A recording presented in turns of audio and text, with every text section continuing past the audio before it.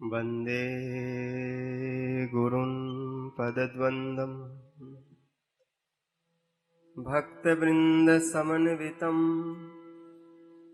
श्रीचैतन्यप्रभुं वन्दे नित्यानन्दसहोदितम् श्रीनन्दनन्दनं वन्दे राधिका चरणद्वयम् गोपीजनसमायुक्तं वृन्दावनमनोहरम् नवजलधरवर्णं चम्पकोद्भासिकर्णं विकसन्नलीननास्यं विस्फुरन्मन्दहास्यम् कनकरुचिदुकूलं चारुबरहावचूलं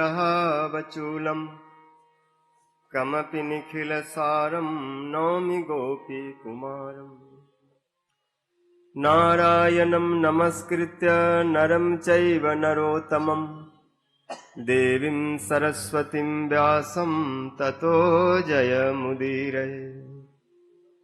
श्रीकृष्ण चैतन्य प्रभु नित्यानंद श्री अद्वैत गदाधर श्रीवासादि गौर भक्त वृंद।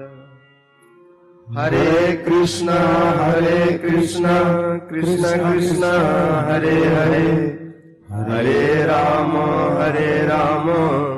राम राम हरे हरे।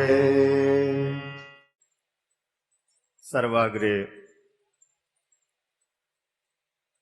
मध्य गुरुपाद पद्म नितला पृष्ठोम विष्णुपाद अष्टोत्तर सत श्री श्री भक्ति जीवन जनार्दन गोसाई महाराज नितला पृष्ठोम विष्णुपाद अष्टोस भक्ति वेदांत नारायण गोसाई महाराज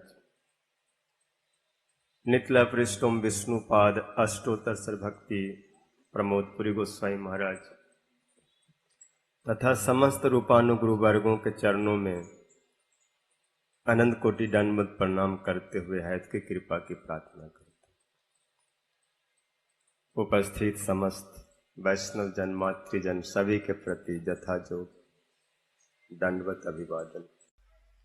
तो भगवान में सत्ता है, उनको किसी से मांगने की जरूरत नहीं पड़ती, लेकिन अपनी सत्ता को अपने हाथ में रख करके उनको प्रसन्नता नहीं, इसलिए अपनी सत्ता को अपने भक्तों को दे दिए, अपना ज्ञान भक्तों को दे दिया और अपना आनंद भक्तों को दे दिया, और दे करके फिर कहते अब लाओ आस्वादन करो। इसलिए वृंदावन धाम जो है कृष्ण का अपना स्थान है, लेकिन वहां का राजा नहीं है। जो कोई वृंदावन में जाके देखेंगे तो क्या देखेंगे? जरा वृंदावन जाकर देखो, श्याम बंसी बजाते मिलेंगे, झूला झूलते मिलेंगी, राधा रानी श्याम झूला झूलाते मिलेंगे। और आप सेवा कुंज में जाके देख सकते हो, जहां पर उनके हाथ में कुछ नहीं है, आराध नहीं, आराधक नहीं, सेब नहीं। जहां पर आराध नहीं है, आराधक बने हुए हैं, सेब नहीं, सेवक, उपास नहीं, उपासक। और उनमें उनको जो प्रसन्नता मिल रही है, अपने स्वरूप में वो सब होने पर भी वह सुख नहीं प्राप्त हो रहा है। उदाहरण के लिए जैसे खोवा है, अच्छा है, खोवा का स्वाद होता है, लेकिन खोवा तब और अच्छा लगता है जब रसगुल्ला और राजभोग में परिणत हो जाता है। रसमलाई और दूसरे दूसरे रूप में जब वो दूध वो छेना रूप धारण करता है तो उसका स्वाद अलग होता है। तो भगवान के स्वरूप में रस है, सत्ता है, ज्ञान है, लेकिन उसका स्वादन भक्तों के माध्यम से करते। इसलिए वृंदावन के जो सत्ता है राधा रानी जी के हाथ में है। वृंदावन के जो अधिष्ठात्री देवी है, महारानी है, जो वहां के अधिपत्य प्राप्त कर रखी हैं, वो है राधा रानी। जत्राधिपत्या वृषभानुपुत्रया जेनो दयेत प्रेम सुखम जनानम जस्मिन ममासा बलवत्व तस्मिन ममास्तु वृंदावन एव वास। मैं उस वृंदावन में रहना चाहता हूं जहां के अधिष्ठात्री देवी राधिका है। जत्राधिपत्या वृषभानुपुत्रया। और जब राधा रानी बिना वृंदावन के महारानी अधिष्ठात्री देवी बनी तो राधा रानी जैसे सुराजा को प्राप्त करके वृंदावन के जड़ चेतन सब बड़े प्रसन्न है। जेनो दयेत प्रेम सुखम जनानो। यहाँ के कीट पतंग पशु पक्षी खूब आनंदित होकर राधा जी के गुणावलियों को गान करते, क्योंकि राधा जी जैसे करुणामयी कृपामयी सारे गुणों से, सारे वात्सल आदि भावों से जिस प्रकार वृंदावन का संरक्षण करती है, वृंदावन के प्रति उनका स्नेह और प्रीति है, उसे प्राप्त करके हर वृंदावन के वस्तु आनंद में झूम रहे हैं। क्योंकि राधा कराव चिद पल्लव बल्लरी के, राधा पदांक बिलसन मधुर स्थली के, राधा जसोर मुखमत खगावली के, राधा बिहार विपने रमतांग मनो। वृंदावन के ऐसी कोई लता नहीं, ऐसा कोई वृक्ष नहीं जो राधा जी के कर कमलों का स्पर्श न प्राप्त किया हो। हर वृक्ष और हर लताओं को राधा जी सहलाती हैं, सबके प्रति अपने स्नेह का वर्षण करती। राधा जी का चरण चिन्ह वृंदावन में कहीं भी जाएंगे आपको मिल जाएगा। कोई भी ऐसा स्थान खाली नहीं है जहां पर उनके चरण न पड़े हो, जहां पर वो न गई हो। और वहां के कोई ऐसा पक्षी, तोता, मैना ऐसा जो राधा जी के गुणों का गान ना करता हो। इसलिए कृष्ण की जो सत्ता है वो राधा जी में अवस्थान करता है। राधा के सौंदर्य माधुर्य के आगे कृष्ण के कोई अपना सत्ता नहीं है, सब उनको समर्पित है। और उनसे जो कुछ प्राप्त है उसी में कृष्ण निमग्न है, अलग से कुछ चाहते भी नहीं। तत्व को उन्होंने तिलांजलि दे दिया। ठीक है तत्व है, लेकिन उस भाव के आगे, उस प्रेम के आगे कुछ नहीं।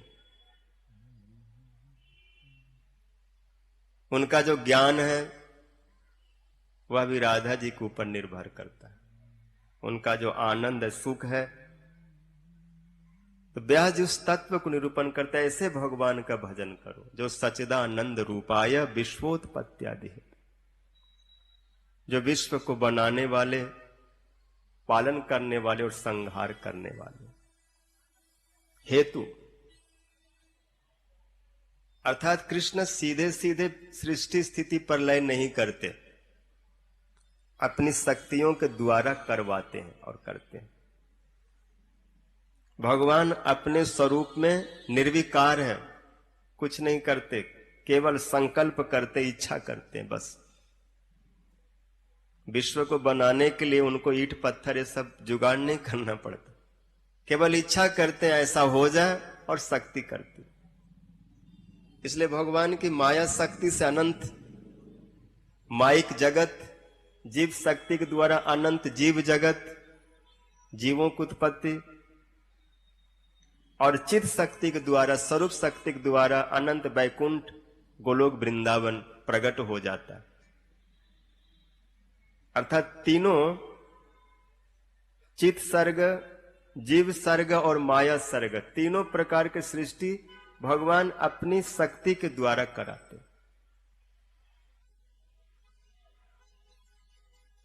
और अपने स्वरूप में जैसे के तैसे बने रहते हैं। कई लोग तर्क देते हैं कि अगर भगवान इस सब रूप में परिणत हो जाएंगे तो ब्रह्म में विकार आ जाएगा। ब्रह्म की बात छोड़ एक साधारण चिंतामणि, पारसमणि, जो चिंता करो, कल्प वृक्ष जो कुछ मांगो, देते हुए भी कल्प वृक्ष अपने स्वरूप में जैसा का तैसा बना रहता है। और कल्प वृक्ष जो मांग करो वो दे देता है, और देने पर भी उसके स्वरूप में कोई विकार नहीं होता। चिंतामणि करोड़ों मणियों का, करोड़ों रत्नों का प्रसव करती है, लेकिन चिंतामणि के स्वरूप में कोई विकार नहीं। ऐसे भगवान अपने स्वरूप में अविकृत रहते हुए शक्ति के द्वारा पूरे विश्व को बनाते हैं, संभालते हैं, पालन करते हैं, प्रलय कराते हैं। उनमें जो केवल प्रलय की बात आती है, परिवर्तन की बात आती है, वो केवल माया जगत का है। न तो चित जगत का प्रलय है, न जीव जगत का प्रलय है। जीव का भी नाश नहीं है और भगवान का भी नाश नहीं है, और माया का भी आत्यंतिक नाश नहीं है। प्रलय होने के बाद ही माया कहीं न कहीं सूक्ष्म रूप में रहती है, क्योंकि भगवान की शक्ति है, बिल्कुल एक खत्म नहीं हो सकती। तीनों शक्तियां हैं, बस माया कभी विस्तार धारण करती है और कभी बहुत सूक्ष्म रूप धारण कर लेती है। आत्यंतिक प्रलय में भगवान के स्वरूप में सूक्ष्म रूप से अवस्थान करते हैं, और उनमें कोई विकार उत्पन्न नहीं कर सकते, क्योंकि भगवान का स्वरूप ही है विरुद्ध धर्माश्रयात। एक साथ उनके स्वरूप में दिन और रात दोनों रह सकते हैं, उनमें कोई विकार नहीं हो सकता। अनुकूल प्रतिकूल दोनों को जो एक साथ में सामंजस्य करते हुए विराज रहे हैं, उस भगवान का भजन करो। व्यास जी का कहने का तात्पर्य जो सच्चिदानंद रूपाय विश्वोत्पत्त्यादि है तबे अताप त्रय विनाशाय। जीव के बड़े ताप हैं। एक तो सत्य रज तम गुण का ताप, त्रिगुणों का जो ताप है, इसमें जीव बहुत झुलस रहा है, तप रहा है। दूसरा ताप है कृष्ण को भूल जाना, बस पागल की तरह भाग रहा है। कहां भाग रहा है, क्या ढूंढ रहा है, क्या खोज रहा है, क्या आनंद चाह रहा है, पता नहीं, बस कुछ मिल जाए। कहां मिलेगा? जो स्रोत है, उद्गम है, उसके बारे में जानता ही नहीं। कभी मॉल में चला जाता है, कभी कहीं रेस्टोरेंट में चला जाता है, होटल में चला जाता है, ऑर्डर करता है, ये लाओ, 100 लाओ, और उसके बाद में मरे की तरह पड़ जाता है। माया में ऐसे सोता है, जागता है, आनंद क्या है पता नहीं, और सिर फोड़ता है कि कुछ रस नहीं आ रहा। तो कृष्ण को भूलना, और उससे भी बड़ा अनर्थ ताप है शरीर को ही सब कुछ मान लेना। ये अलग प्रकार के ताप है। बस शरीर को सुबह से लेकर शाम तक तेल साबुन ये वो कपड़ा लत्ता से सजाते रहो, और कुछ दिखाई नहीं पड़ता। और इसमें जीव जलता है, क्योंकि सुख का जो समुद्र है, सुख का जो उद्गम है, वो भगवान है, आनंद का। जब जीव आत्मा के साथ और उस भगवान का संबंध प्राप्त होता है, और उस दिव्य संबंध से, उस चिन्मय स्वरूप से जब चिन्मय का वो भजन करता है, तो उस चिन्मय का और चिन्मय के साथ जो रस की अनुभूति होती है, उसको रस कहा जाता है, उसको भाव कहा जाता है। और उससे पहले जो कुछ है वो सब ताप है। इसलिए भगवान के भजन करने से सारे अनर्थ, सारे ताप, आध्यात्मिक आदि, दैविक आदि, भौतिक जो है सब नष्ट हो जाता है। जीव सारे भावनाओं को पार करके अपने स्वरूप में अवस्थित करता है। उस समय उसे रस और आनंद का अनुभव होता है। वो वास्तविक आनंद है, वास्तविक रस है। इसलिए भगवान के भजन करने से व्यक्ति आदो श्रद्धा तथा साधु संग, भजन क्रिया, अनर्थ निवृत्ति, निष्ठा, रुचि, आसक्ति भाव, और उसके बाद अपने स्वरूप को प्राप्त करता है। स्वरूप सिद्धि, वस्तु सिद्धि। सारे जगत के अनर्थों को, भाव को पार कर जाता है। व्यतीत भावना वर्तम जश्च चमत्कार भारभू, हृदय सत बजलो बाढ़म स्वदते स रसो मत। जगत के सारी सोच को पार करके भागवत राज का प्रेम कोई नल दमयंती या शकुंतला और दुष्यंत की प्रेम जैसा नहीं है। कभी कभी हम भगवान की प्रीति के बारे में ऐसा ही धारणा करते हैं कि कोई ऐसे नायक नायिका जैसे होगा, लेकिन आचार्य गुरुदेव रूप गोस्वामी और भागवत कहते ये जो प्रीति, ये जो भाव है, जगत के कोई भाव इसके तुलना का स्थान नहीं हो सकते। इसलिए उद्धव जी ने जब देखा इस भाव को, प्रेम को, तो उनको आश्चर्य हुआ कि ऐसा रूढ़ भाव जगत में नहीं है, हो ही नहीं सकता। इस प्राकृत शरीर में इस भाव का उदय हो ही नहीं सकता। इसलिए जो इनके अनुगत में भजन करते, इनकी कृपा से उस भाव को कुछ अवस्था तक जीव प्राप्त कर सकता, उनके बराबरी नहीं कर सकता, उनके नीचे रह करके उनकी सेवा कर सकता। और उस भाव का अनुभव केवल आत्मा में होता है, स्वरूप में होता है, शरीर में नहीं, इस प्राकृत देह में नहीं। उसको रस कहते हैं। वो रस ऐसा है कि जुगों से है, लेकिन उसमें कोई विकार नहीं है। नित्य नवीन नवीन रूप में उसका स्वादन हो रहा है। कृष्ण का स्वरूप ऐसा है कि जितना भी देख लो, जितना भी सुन लो, जितना भी पी लो, पीने की, देखने की, सुनने की इच्छा कभी खत्म नहीं होती। लाख जन्म हम रूप निहारनु, नयन न त्रिपित भेल, कोटि कोटि जुग हियाय धारनु, हियाय जुड़ाल न गेल। कोई कवि चंडीदास अपने पदों में कह रहे हैं कि हमने कृष्ण को आज नहीं, लाखों जन्मों से दर्शन किया है, लेकिन आंखें अभी भी तृप्त नहीं हो रही है। जितना निहारता हूं उतना कम लगता है, बल्कि पलके गिरना त्रुटियों के समान भी एक जुग जैसा लगता है। कोटि कोटि जुगों तक कृष्ण को हृदय में रखा, लेकिन अभी भी हृदय शीतल नहीं हो रहा है।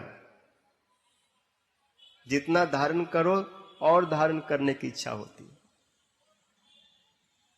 इसको बोलते रस, इसको बोलते भाव। अब ब्याह जी कहते उस भाव का भजन करो, उस रस का भजन करो। भाव कौन है? राधा रानी, और रस कृष्ण। इसलिए श्री कृष्णाय वयं नुमः, उस भाव के अनुगत में रस की उपासना। तापत्रय विनाशाय श्री कृष्णाय वयं नुमः। वयम मतलब हम सब, क्योंकि भजन किसी एक का अधिकार का नहीं है। भजन का किसी का एक का अधिपत्य नहीं है। भजन सब कर सकता है। भजन में सभी का अधिकार है, क्योंकि सब भगवान की आत्मा है, सब उनसे है, सिर्फ उनका भजन सबके लिए है। कोई भी हो, स्त्रिय शूद्रस तथा वैश्यस्त्यापि जानतिम पराम गति। भगवत गीता में कहते कैसा भी हो, सब मेरा भजन करके परागति को प्राप्त करेंगे। अनित्यम असुखम लोकम इवं प्राप्य भजस्व माम। ये संसार अनित्य है, इसमें कोई सुख नहीं है, परिवर्तनशील है, दुखों का घर है। इससे बाहर निकल करके जो सुख स्वरूप भगवान है और जिनका धाम नित्य है, जिनकी हर वस्तु शाश्वत है, उसका भजन करो।